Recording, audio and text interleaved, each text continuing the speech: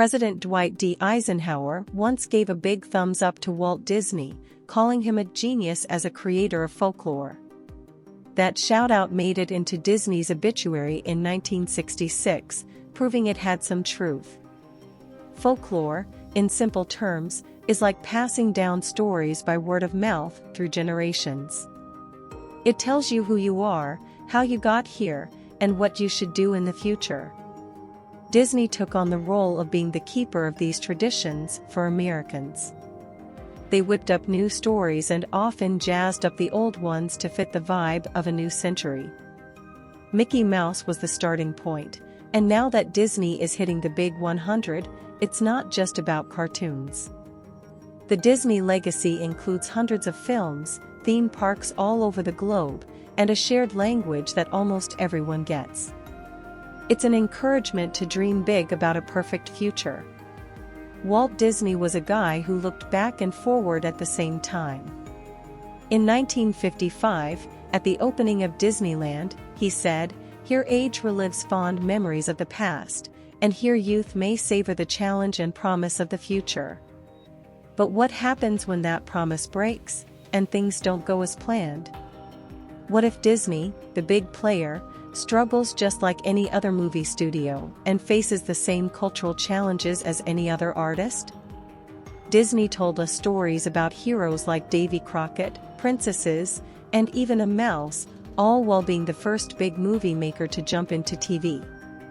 The core of Disney's vibe was optimism, built on stories that felt like homemade legends. The lessons were straightforward, uplifting, and very American. Believe in yourself, chase your dreams, don't let anyone bring you down, be your own hero, and, most importantly, don't be afraid to wish upon a star. Even if folk tales and legends could be a bit unsettling, once Disney got its hands on them, they turned soft and sweet, with darker lessons redesigned to match the Disney vision. It was like a post-war fairy tale world. People loved it. The craze started with kids sporting coonskin caps after watching the Davy Crockett Show in the 1950s. Halloween switched from spooky to princessy, and you'd find lions and donkeys on bedsheets and PJs. Grown-ups were planning weddings at a magical kingdom in Florida.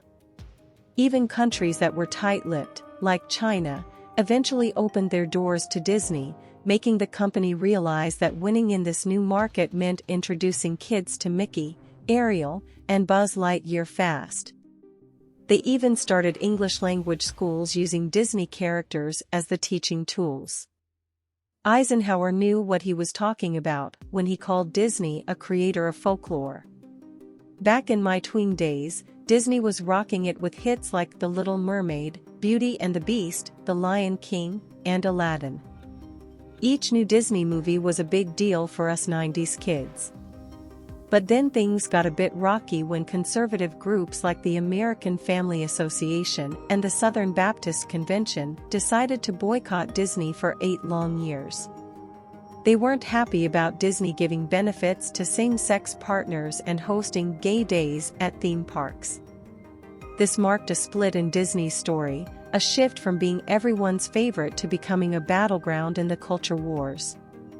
At the same time, Disney went on a shopping spree, grabbing Pixar in 2006, Marvel in 2009, Lucasfilm, Hello, Star Wars, in 2012, and 20th Century Fox in 2019.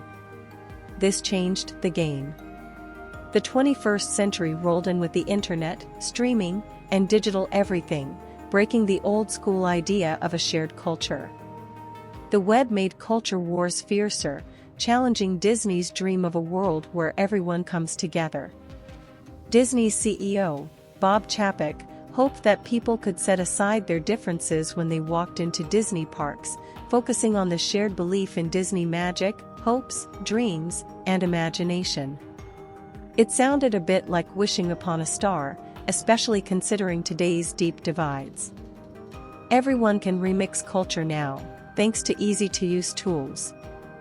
But Disney, built on imagination, they call their research and development teams Imagineers, wasn't too thrilled about sharing that remix in the places where people love Disney the most.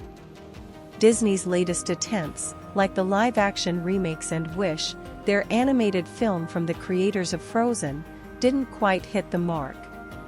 The remakes felt like they were stuck in the past, and Wish seemed more like a generic nod to Disney's own history. It lacked the charm and singable tunes we remember from the good old Disney days. Sure, Disney is still the big cheese in Hollywood, but it's not the unstoppable force it used to be. The move toward treating entertainment as a constant stream of stuff you watch at home might be to blame. Understanding the latest Marvel movie requires watching over 30 films and a few series. Talk about overwhelming. Maybe having fewer releases allows for more excitement and creativity to flourish. This shift isn't unique to Disney. Hollywood as a whole is trying to stay afloat, and the entertainment industry is likely to look totally different in a few years. But Disney's challenges are surprising. For a company that prided itself on staying ahead, it's struggling to find its place in this changing world. Walt Disney's vision of young people savoring the challenge and the promise of the future is hard to spot in the flood of reboots, prequels, origin stories, and side quests. Bob Iger, the Disney CEO until 2021, and then again in 2022, admitted that we have to entertain first. It's not about messages. Yet, Disney has always been about messages, passing them down through beloved stories across generations.